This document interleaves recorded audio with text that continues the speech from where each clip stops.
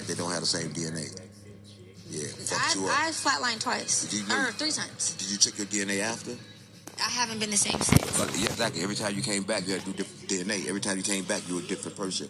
But you have different realities of yourself all going at the same time. And when you had near-death experience that came back to this reality, you came back as a different person with different DNA. Go get your DNA tested right now. I guarantee you there's a new DNA in your body right now. The scientists proved this with the blue brain experiment that they're doing. They put a blue light on your brain and they see it, and they can determine that based on the fact that they see people after they die have different reality visions. And they looked at their brain and they figured out why. I do feel like my life changed a lot. It did. It was after I had my son. I actually flatlined 3 times. I experienced death having my son giving birth. What happened? When did you know you was dead? No, I was dead. Did you have any kind of awareness? Yeah. So basically, like, I was out of my, like, I can see me laying on, like, they were trying to, like, stop the bleeding, and they couldn't stop the bleeding. So I was trying to talk to everybody in the hospital room, and all I kept saying was, "Please don't let him take my kids. Please don't let him take my kids." And I was talking about my children's father. Yeah, while you was looking at that. Yeah, but I was trying to get, like, the people in the hospital, in the hospital room, to hear me say, like, "Please don't let him take my kids. Please don't let him take my kids." That's all I cared about was my kids. And I just had my son, but they couldn't stop the bleeding. I had 2 blood transfusions. This happened 1, 2, the second time it happened, I had told the person that was in the room with me, I said, "Can you just let me die?" And she was like, "You can't die, you have to keep fighting." And I was like, "I can't do it anymore." And then I flatlined again. And then it happened again. And then I came back, and it was a short little doctor. He came in there, and I was like, I literally was bleeding out. They couldn't stop the bleeding. What if I told you never came back? Let me tell you this, right? Did you know this happened right here, right? When you die, they said this, when you die for like 7 minutes, your brain is still firing off. It's still playing back old memories. And I'm asking you a question. If you go sleep for 7 minutes, how long could that dream last? It'd be a long fucking time. You could be a child and live a whole life in a dream in 7 minutes. So I'm telling you right now, you already dead. And listen, people prove this, and people that prove this, one of them was Jesus. Jesus said the dead bury the dead. The other one was the Egyptians, right? Because you can watch this, you're already dead. This is reality. Everything on this plane is already dead. And it's crazy that you can recognize that, but people don't see that. People don't they don't recognize reality they live in. But the good thing about it, you have faced death, so for you, it's nothing to fear. A lot of people live their life afraid of death, so then they scared. They live life walking on their tippy toes. But once you have no fear of death, it's nothing they can fear you with. Yeah, no, I don't fear death. Of course, because you know it's nothing. It's not no truth. It's not what people make it out to be and how they portray it in the movies. It's not like that. No, it ain't. I won't say. When you say death is peaceful, people get crazy because they don't like peace. People like chaotic, but death is not peaceful. It's not peaceful. It's not peaceful, but people think it's peaceful. It wasn't peaceful because I kept saying, "Don't let him take my children." Exactly. So that was a worry for me. No, that what brought you back because you have no children. The attachment. Listen, the idea of having children is good. The idea, because I know you're a woman, it's going to be hard to explain this to you, but let me try.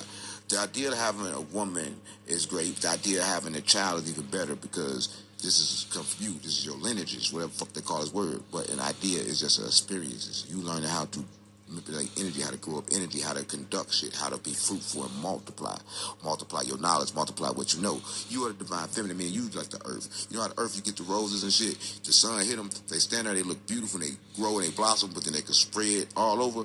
You are like that. You do your offsprings like that. They spread from stillness and from the knowledge that you give them. You know what I'm saying? I think that people understand that. So when they cut off the branch, you can't really get mad because they are everything. They never leave.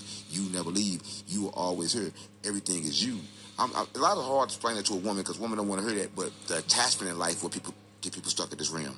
They had a thing when, back in the days the Egyptians did. Right before you, don't be afraid. Right before you die, they at the afterlife they take you to the thing and they'll weigh it, have a weighment. And if you thinking about kids, family, anything that is earth, you automatically come back to another body. So I'm telling you, you came back to another body, but they gave you your same one. I'm telling you for real. Right? I believe you because after all of that happened, I think I was in surgery or whatever. They were trying to stop it for like 12 hours. The nurse came in the next day. They had to put me on like a breathing machine. I wouldn't say life support, but I was definitely on a machine because they had to monitor my heart.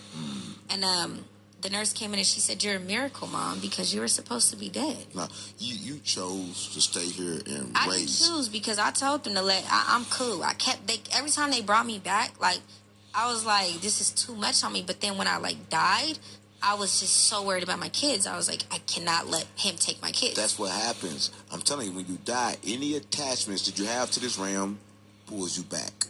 And that's what they figured out. Now, listen, I tell people this all the time. Is this scientifically proven? It's scientifically proven, and it's spiritually proven, and it's proven in the Bible. The Bible ain't nothing but telling you, breaking down science, and people want to use it differently. But I'm saying, if you look at this reality, you understand what this reality do, you can't attach to it because nothing is physically real. Everything here is a idea. But it's a beautiful thing because we haven't experienced it. So I'm not telling people you have kids, don't treat them like kids. Have the experience of having a child. But if something happens to that child, don't experience the loss. You don't have to experience loss because nothing never ever leaves. You keep the memory in your head about the child. It's the same thing. Like, I haven't seen my mom in a long time.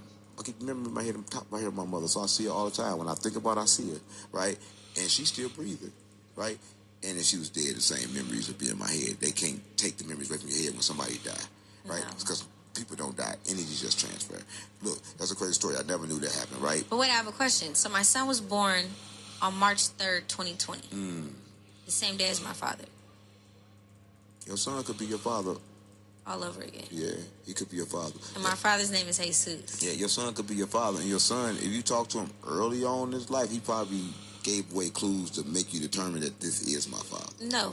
No, for sure. And I always call him like my angel baby, my spiritual baby. Right. Because I remember one day before, like, my life ended up being how it is now, he was like, Mom, just randomly, we were in downtown Sacramento this a couple years ago. He's like, Mom, God's going to make you famous if you listen to the angels. Just randomly, he said that. And I was like, and mind you, I had just got uncovering the EBK Osama story.